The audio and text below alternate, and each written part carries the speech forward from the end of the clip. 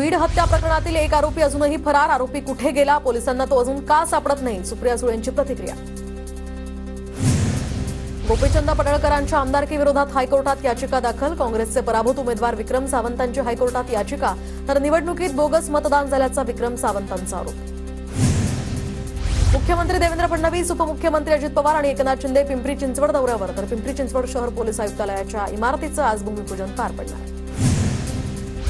3 exit पोलनुसार आम आदमी पक्षाला धक्का. तर राजधानी दिल्लीमध्ये भाजप सत्ता स्थापन करणार. पोल डायरीनुसार भाजप 42 ते 50 जागा, तर आपला 18 ते 25 जागा आणि काँग्रेसला केवळ 2 जागा मिळण्याचा अंदाज.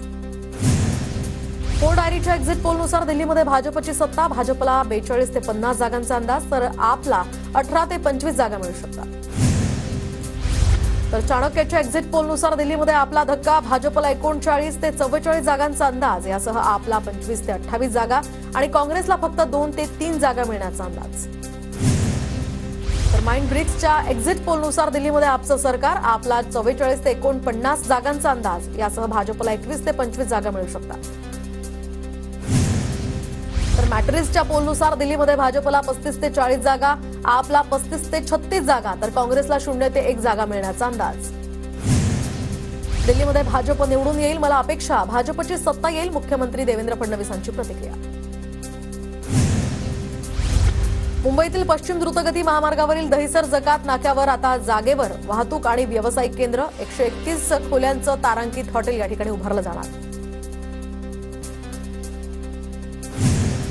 बेळगाव जिल्ह्यातील गोकाकमध्ये किरकोळ कारणावरून ऊसतोड कामगारांकडून पत्नीची हत्या. तर पत्नीची हत्या करून कुटुंबियांना दवाखाना दाखवला हा व्हिडिओ. परिसरातून हळहळ व्यक्त.